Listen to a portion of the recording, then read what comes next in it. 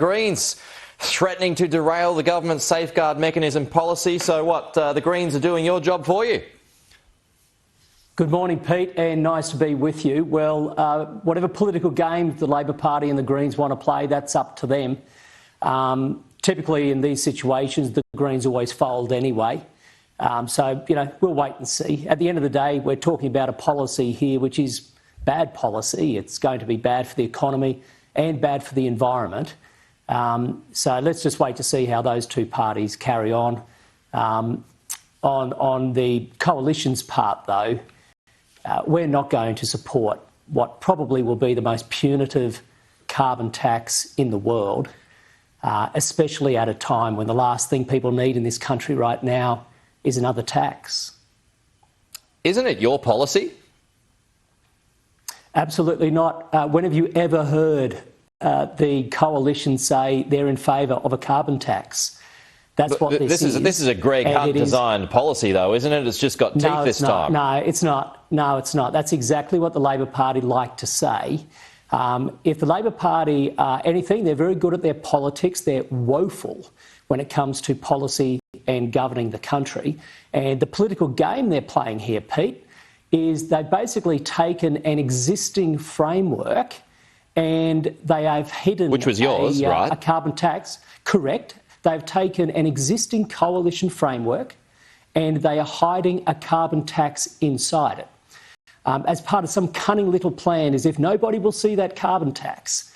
So they are taking a framework that was designed to incentivise business and made it one to punish business. A framework that was based on a voluntary scheme and making it a compulsory scheme.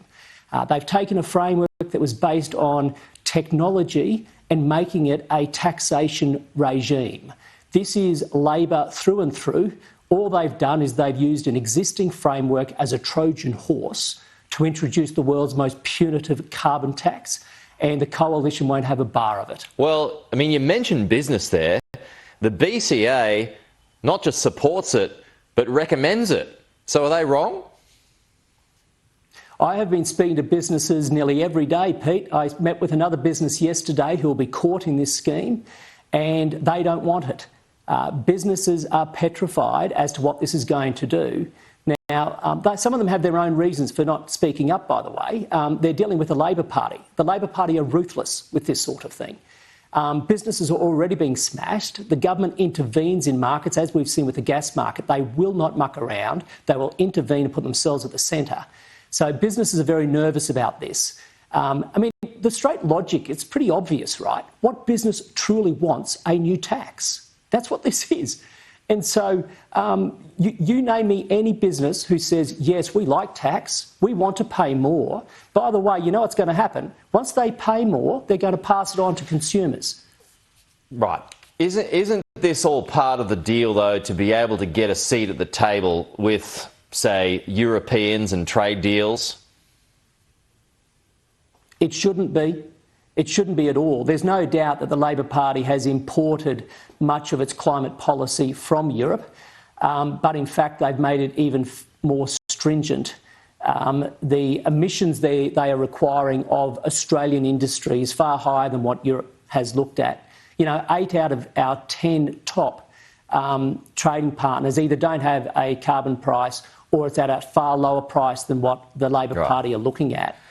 So, I just came back from the United States last week, Pete, and I tell you what, the United States, they don't have a carbon price. They don't have this scheme in place. There's no national carbon price there.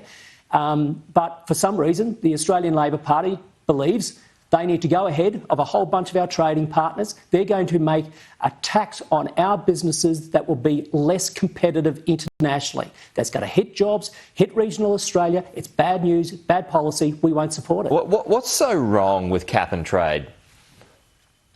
Well, firstly, it's proven not to work. For nearly 30 years now, people have been wanting to have a global scheme of carbon tax and cap and trade. Now, the economic theory is fine, but where it falls down is where it tries to become practically applied.